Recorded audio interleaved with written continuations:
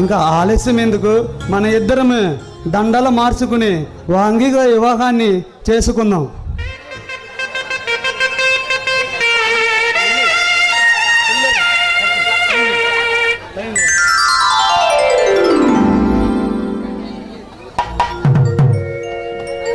శైలు, నీతో 7 అడుగులు నడిచేవాడు, ఆపద వస్తే అమ్మలా అపురూపంగా కాపాడుకునేవాడు, కష్టం వస్తే నాన్నలా కంటిరెప్పలా కాపాడుకునేవాడు కావాలని చాలా కలలు కంటూ ఉంటావు కదా శైలు.